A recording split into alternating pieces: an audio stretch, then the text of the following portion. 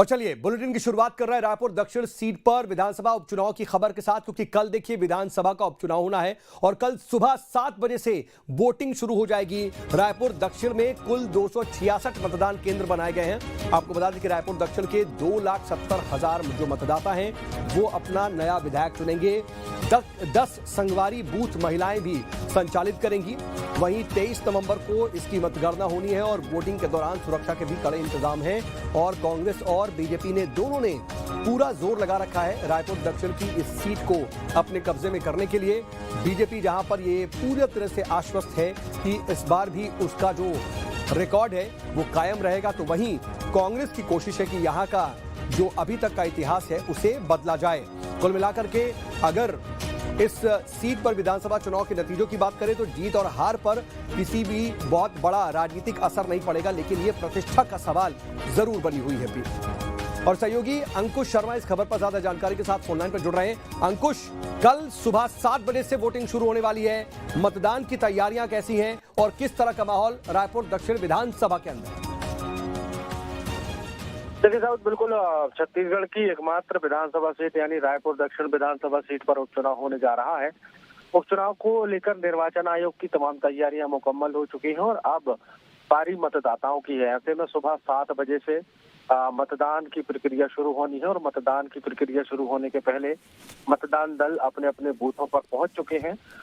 मतदान दल अपने अपने बूथों पर पहुंचने के बाद उन्होंने अपनी मतदान की प्रक्रिया जिन मशीनों से संपन्न होगी उन मशीनों को यथास्थान रख दिया है। बस इंतजार किया जा रहा है सुबह के 7 बजने का।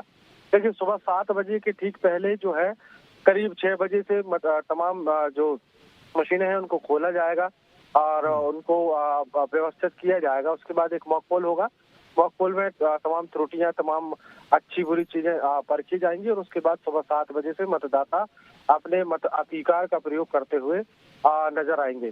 अब बात करते हैं राजनीतिक परिदृश्य की। तो छत्तीसगढ़ की एकमात्र विधानसभा सीट यानी रायपुर दक्षिण विधानसभा सीट जिस पर चुनाव हो रहा है, उस सीट पर कुछ राजनीतिक सिनेरियो की बात करें तो भारतीय जनता पार्टी का गढ़ रहा है वो सीट। ऐसे में पूर्व मंत्री और वर्तमान के सांसद ब्रजमोहन अग्रवाल जो हैं वहां से 8 बार विधानसभा का चुनाव जीते हैं, लेकिन इस बार तस्वीरें थोड़ी सी बदली हुई हैं। इस बार भाजपा की तरफ से ब्रजमोहन अग्रवाल चुनावी मैदान में नहीं है, उनकी जगह सुनील सोनी को टिकट दिया गया है। वहीं कांग्रेस पार्टी के तमाम पुराने नेताओं को दरकिनार करके इस बार एक नए प्रत्याशी आकाश शर्मा को चुनावी मैदान में उतारा है। जोश दोनों ही प्रत्याशियों का आई है और पार्टी दोनों ही अपनी अपनी जीत का दावा कर रही है।